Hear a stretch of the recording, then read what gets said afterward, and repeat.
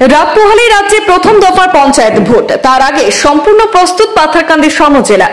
আজ বৃহস্পতিবার সকাল থেকে ভোটের সামগ্রী সংগ্রহ করে বুথ কর্মীরা নির্দিষ্ট গন্তব্যের উদ্দেশ্যে রওনা দেন। পাথারকান্দি সমজেলার সোনাক্ষীরা স্বামী বিবেকানন্দ কলেজ এবং আকাইদুল নেহরু বিদ্যাপীঠ হায়ার সেকেন্ডারি স্কুলের মধ্যবর্তী ইনডোর স্টেডিয়ামে রাজ্য নির্বাচন কমিশনের পর্যবেক্ষকের উপস্থিতিতে বুথ কর্মীদের মধ্যে বুথ সামগ্রীগুলি বিতরণের পাশাপাশি বিশেষ নিরাপত্তা কর্মীদের প্রত্যেকটি বুথ কেন্দ্রে পৌঁছে দেওয়ার ব্যবস্থা করে প্রশাসন।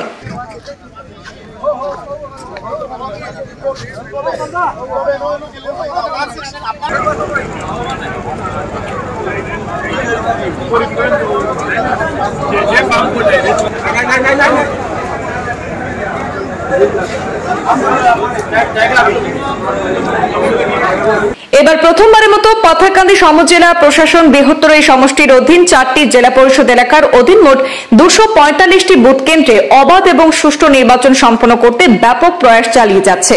জানা গেছে, পাথারকান্দি সমজেলার অধীন শুক্রবার সকাল 7:30 থেকে বিকেল 4:30 পর্যন্ত ভোট গ্রহণ প্রক্রিয়া চলবে। এতে জেলা পরিষদ আসনে 4 জন এবং আঞ্চলিক পঞ্চায়েত আসনে 30 জন সহ 543 জন ওয়ার্ড সদস্য প্রার্থীদের ভাগ্য নির্ধারণ করবেন এলাকার মোট 1,71,554 জন ভোটার।